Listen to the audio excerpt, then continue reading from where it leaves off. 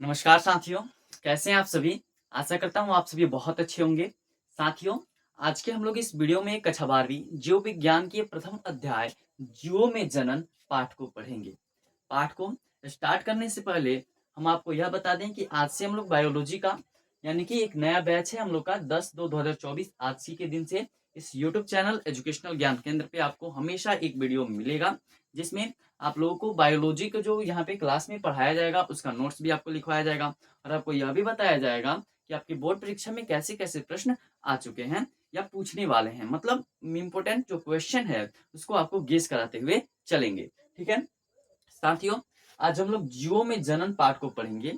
यदि आप 2025 में बोर्ड परीक्षा देने वाले हैं यानी 2024 से 2025 के छात्र हैं तो आज आपके लिए बायोलॉजी स्टार्ट होगा।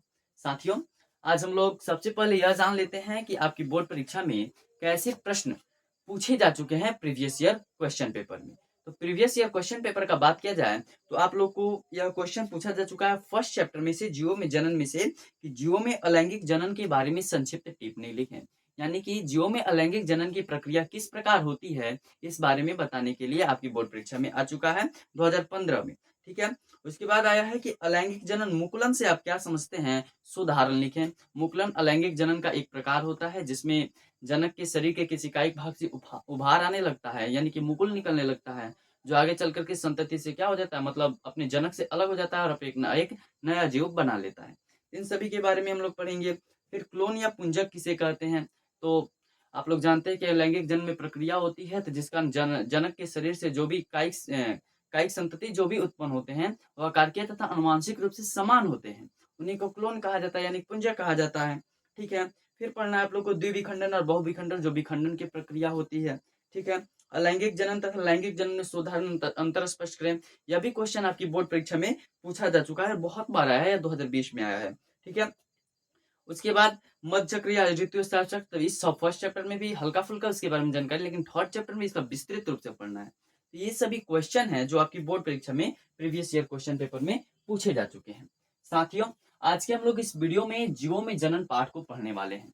ठीक है, तो आशा करता हूँ आपको यह वीडियो काफी ज्यादा पसंद आएगा, इसलिए अगर आपको यह वीडियो अच्छा लगे तो अपने दोस्तों को भी बताइएगा, क्योंकि यहाँ पे चैप्टर 1 से लेकर के पूरा जितना भी आपका बायोलॉजी में चैप्टर है उन सभी का नोट्स आपको प्रोवाइड कराया जाएगा, साथ ही साथ उसको बहुत ही अच्छे तरीके से आपको समझाया जाएगा।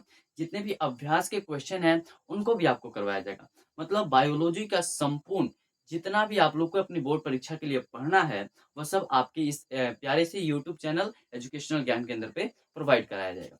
सो आप अगर पहली बार हमारे चैनल पर विजिट किए हो तो हमारे चैनल को सब्सक्राइब कर सकते हैं और आपको अच्छा लगे तो इस वीडियो को ज्यादा से ज्यादा शेयर कर सकते हैं। ठीक है, चलिए हम लोग फर्स्ट चैप्टर को स्टार्ट करते हैं, जिसमें फर्स्ट चैप्टर का आपका नाम है जीवों में जनन। जीवों में जनन जानने से पहले आप लोग लाइफ स्पैन यानी कि पहले तो इसका अंग्रेजी जान लीजिए। जीवों में जनन का होता है रिप्रोडक्शन इन ऑर्गेनिज्म।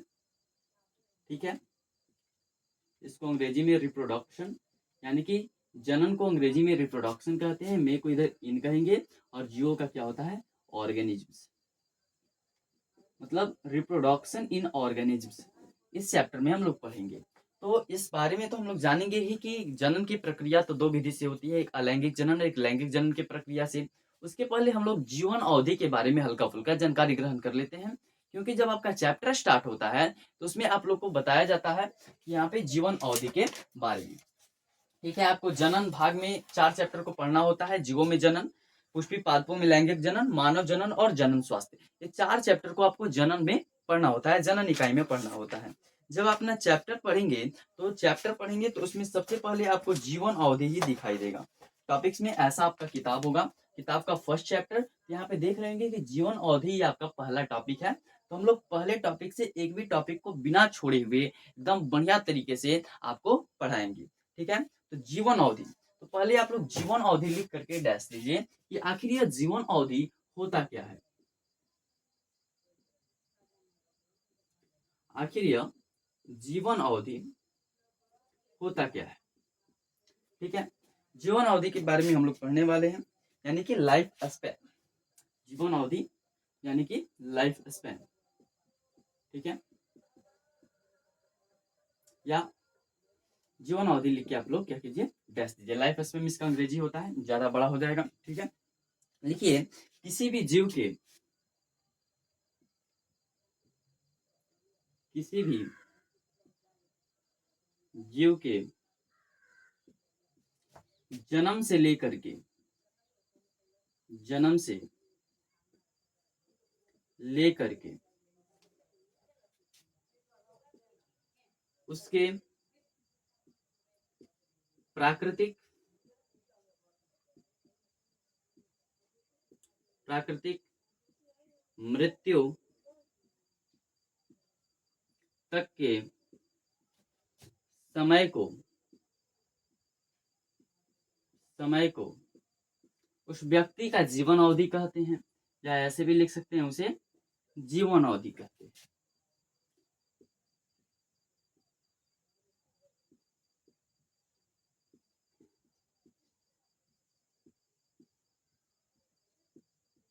क्या लिखे हैं, किसी भी जीव के जन्म से लेकर के उसके प्राकृतिक मृत्यु तक के समय को, उसे जीवन अवधि, प्राकृतिक मृत्यु तक के समय को ऐसे लिख सकते हैं, उस व्यक्ति का जीवन अवधि कहते हैं। उस, यहाँ पे लिख सकते हैं, उस व्यक्ति का जीवन अवधि कहते हैं। साथियों, आप लोग ध्यान दे रहे होंगे कि हम यहाँ पे प्राकृतिक लिखे हैं। प्राकृतिक मतलब जब व्यक्ति का जन्म होता है, प्राकृतिक तरीके से जब उसका जन्म होता है और उसकी मृत्यु प्राकृतिक तरीके से, यानी जब बुजुर्ग हो जाता है तो उसके कारण, ना कि बिना बीमारी के कारण, बिना एक्सीडेंट के कारण अपने आप ही उसकी मृत्यु हो जाती है, उसे प्राकृतिक मृत्यु कहते हैं। यानी कि जब जीव जन्म ले रहा है और उसका मृत्यु हो रहा है तो उसके बीच में वो कितना समय जीवित रहा, ठीक है, उसी को क्या कहते हैं, जीवन अवधि कहते हैं, ठीक है। इसमें अधिकतम जीवन अवधि भी आता है। जीवन अवधि में आप लोग अधिकतम जीवन अवधि के बारे में भी जानते होंगे कि अधिकतम जीवन अवधि किसे कहते हैं। तो अधिकतम जीवन अवधि आप उसे कह सकते हैं कि मतलब वो कितना वर्ष तक, अधिक से अधिक कितना वर्ष तक जीवित रह रहा है, ठीक है। और न्यूनतम जीवन अवधि आप लोग कह सकते हैं कि कितना कम से कम, मतलब बहुत कम, कितना जीवित वह व्यक्ति रह रहा है, तो उस व्यक्ति का क्या होता है, न्यूनतम जीवन अवधि होता है। मतलब ज्यादा अगर जी रहा है तो उसे अधिकतम जीवन अवधि, और कम वह जीवित रह रहा है तो न्यूनतम जीवन अवधि कहते हैं। उसके बारे में, उसके बाद हम लोग कुछ जीवों के बारे में जानेंगे, और उन जीवों का जीवन अवधि कितना होता है इस बारे में भी हम लोग जानेंगे। क्योंकि आप लोग का यह जो फर्स्ट पेज के बाद जब आप लोग इस सेकंड पेज को पढ़िएगा, सेकंड पेज में कुछ आप लोग को जीवों का, कुछ पेड़ पौधों का भी आपको चित्र दिखाई दे रहा होगा, कुछ कीड़ों का जीवित चित्र दिखाई दे रहा होगा, जिसके जीवन अवधि के बारे में पढ़ना है। और आपकी बोर्ड परीक्षा में ऑब्जेक्टिव में से काफी ज्यादा प्रश्न आता है। क्योंकि आपका एक भी प्रश्न छूटे ना, इसलिए सबको हम लेकर चलेंगे। चलिए, तो पहले हम लोग जान लेते हैं तितली के जीवन अवधि के बारे में। यहाँ पे जीव लिखते हैं, और जीव के बाद यहाँ पे क्या लिखते हैं, जीवन अवधि लिखते हैं। मतलब कौन सा जीव कितना वर्ष तक जीवित रह रहा है, ठीक है। तो उसके पहले लेते हैं हम लोग तितली का। तितली जीवित रहती है 1 से 2 सप्ताह।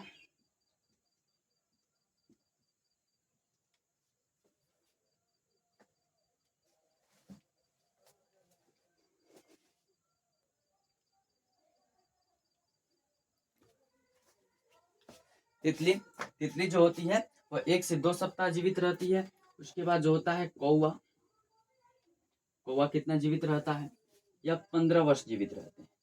कौवा जो होता है 15 वर्ष तक जीवित रहता है। और जो तोता होता है, तोता, वह 140 वर्ष तक जीवित रहता है। तोता 140 वर्ष। अगर मगरमच्छ की बात किया जाए, अगर मगरमच्छ का बात किया जाता है तो मगरमच्छ जो होता है वह 140 वर्ष तक जीवित रहता है। मगरमच्छ जो होता है वह वो मगरमच्छ बोला जाए तो वह 60 वर्ष तक जीवित रहता है, ठीक है। मगरमच्छ 60 वर्ष तक। उसके बाद कछुआ की बारी आती है, तो कछुआ सबसे अधिक जीवित रहता है। कछुआ जो जीवित रहता है वह लगभग 100 से 150 वर्ष तक जीवित रहता है।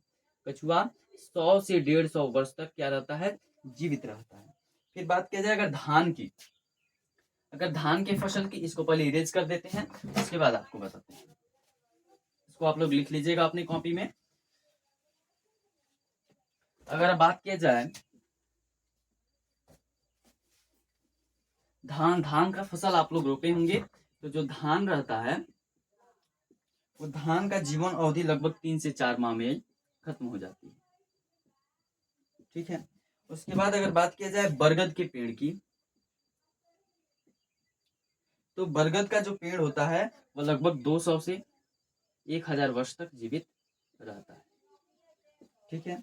फिर फल मक्खी का बात किया जाए, फल मक्खी का, यह जो फल मक्खी होती है वो लगभग 15 से 30 दिन तक जीवित रहती है।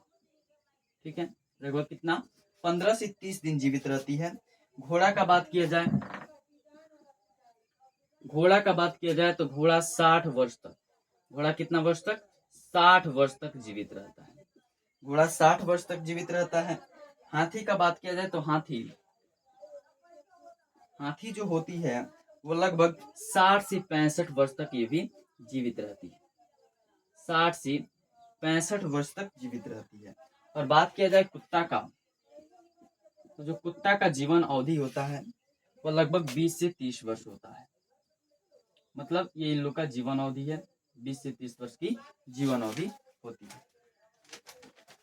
उसके बाद अगर बात किया जाए केला का जो पेड़ आप लोग देखे होंगे, इसका पेड़, केला का पेड़ जो आप लोग देखे होंगे वह लगभग 13 वर्ष तक जीवित रहता है। ठीक है। और गाय 15 वर्ष तक जीवित रहती है। गाय कितने वर्ष तक जीवित रहती है? गाय 15 वर्ष तक जीवित रहती है। ठीक है। तो आप लोगों ने अभी तक देखा कि किसी भी जीव के जन्म से लेकर के उसके प्राकृतिक मृत्यु तक के समय को उस व्यक्ति का जीवन अवधि कहते हैं, या उस जीव का जीवन अवधि कहते हैं। जैसे आप लोग को उचित लगे आप लोग लिख सकते हैं। यहाँ पे जीव लिखे हैं इसलिए यहाँ पे भी जीव लिख दे रहे हैं कि किसी भी जीव के जन्म से लेकर के उसके प्राकृतिक मृत्यु तक के समय को उस जीव का जीवन अवधि कहते हैं। कोई भी जीव होता है तो उसका कुछ जीवन अवधि होता है कि वह कितना दिन जीवित रहेगा। यानी कि जो धान आप लोग रुपाई करते हैं उस 3-4 माह में पक जाता है, सूख जाता है, फिर आप उसको काट लेते हैं।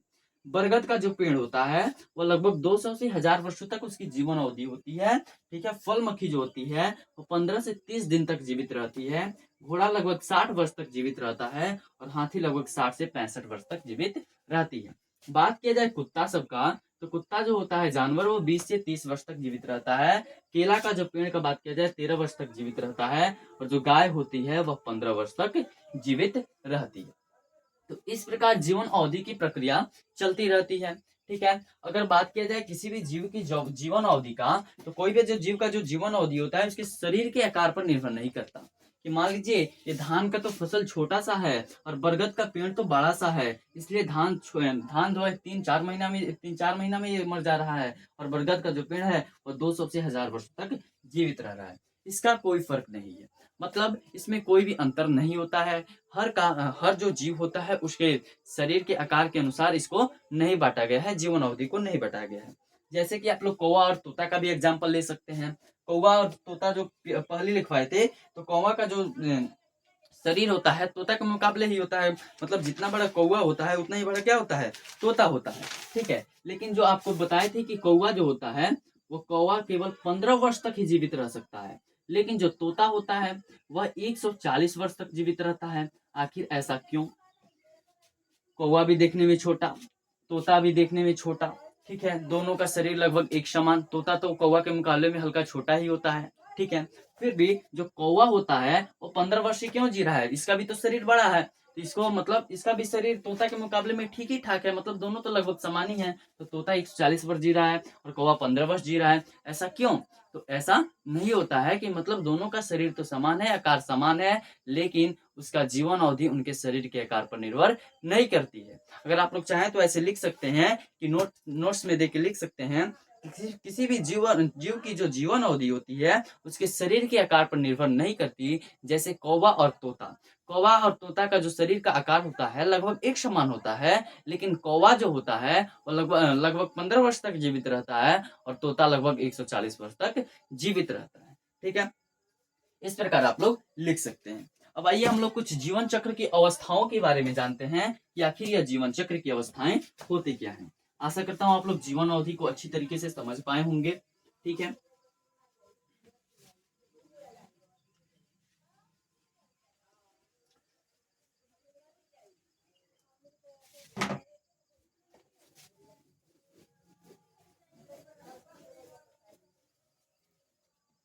चलिए अब हम लोग स्टार्ट करते हैं कि जीवन चक्र की क्या क्या अवस्थाएं होती हैं।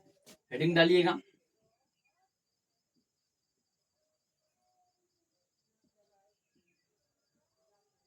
जीवन चक्र की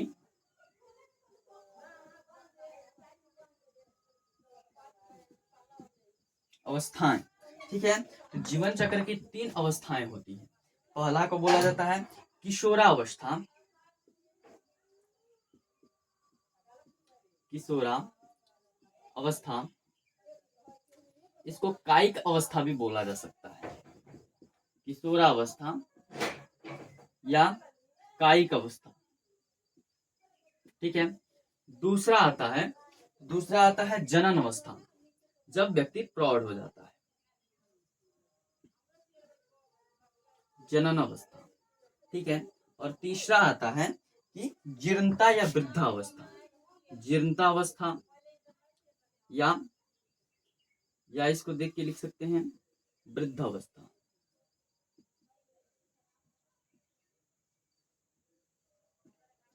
ठीक है, तो मतलब जीवन चक्र की 3 अवस्थाओं में हम लोग जीते हैं। एक तो जीते हैं कि किशोरावस्था यानी कायिक अवस्था में, और दूसरा जनन अवस्था में, और तीसरा की जीर्णता या वृद्धावस्था में। ठीक है, देखिए इसके बारे में भी देख लेते हैं।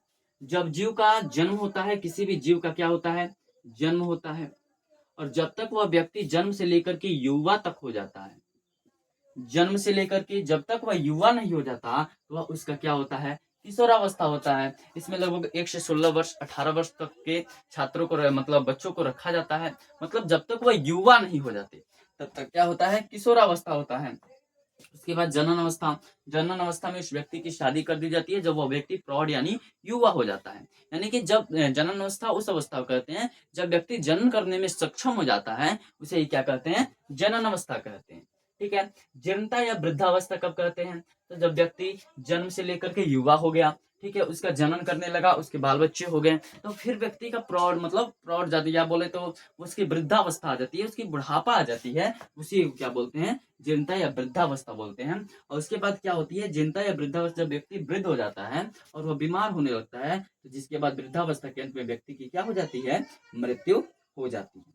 यही क्या होता है, जीवन चक्र की अवस्थाएं होती हैं। यानी कि जीव का जन्म हो रहा है, वह जनन कर रहा है, और जनन करने के बाद वृद्ध हो रहा है, और वृद्ध होने के बाद उसकी प्राकृतिक मृत्यु हो जा रही है। यही प्रक्रिया जो होती है जीवन चक्र की अवस्थाएं होती है।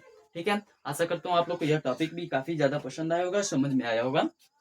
अब चलिए हम लोग चैप्टर को बढ़िया तरीके से, यानी कि जनन, अब जनन किसे कहते हैं इस बारे में हम लोग समझते हैं।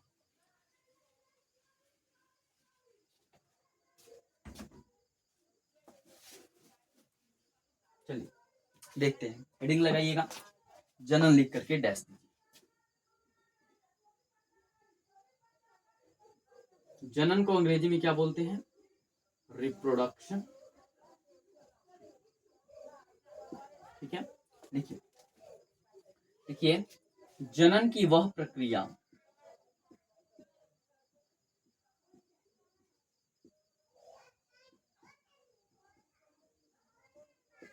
जनन की वह प्रक्रिया जिसमें कोई भी जनक अपने जैसे संतान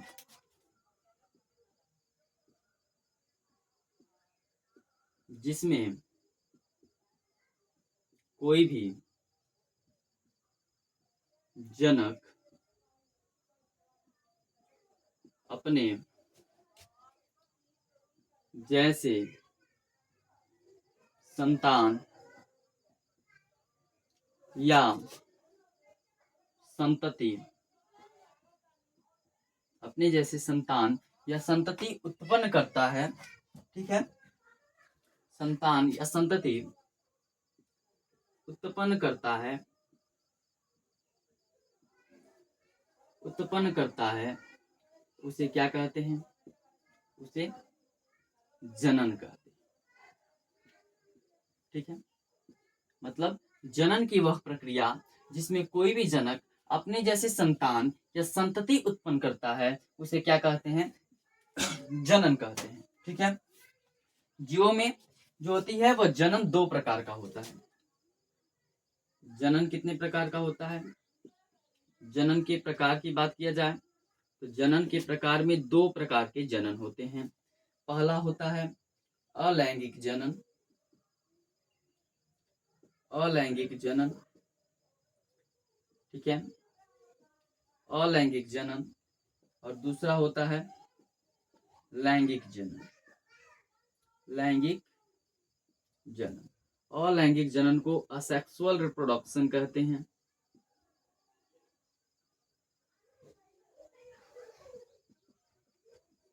और लैंगिक जनन को सेक्सुअल रिप्रोडक्शन कहते हैं।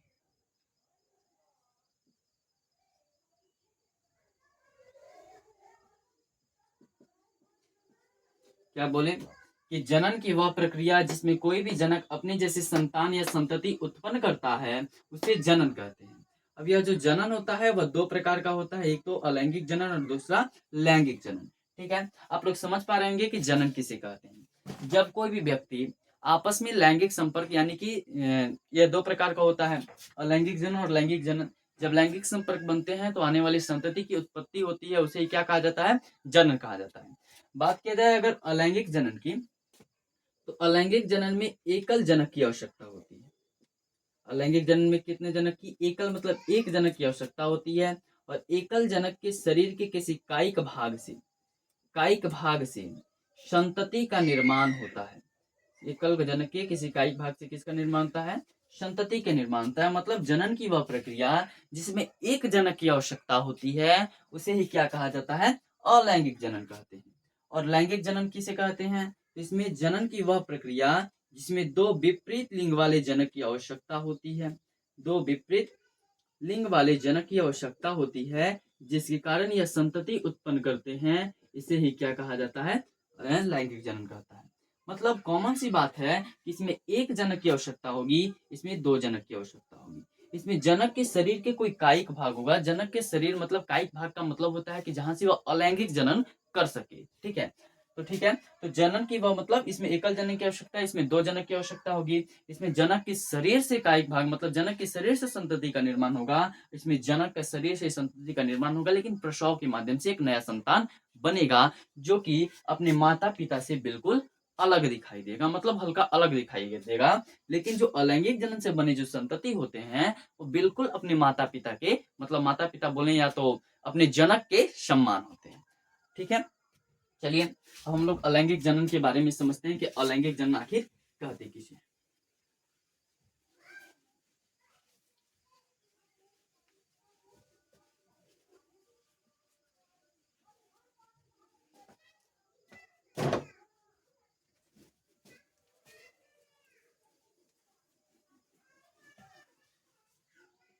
देखिए, अब आप लोग लिख के डैश दीजिएगा अलैंगिक जनन।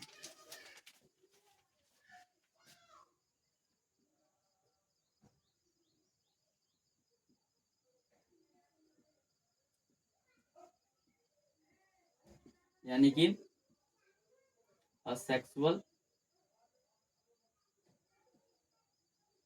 रिप्रोडक्शन।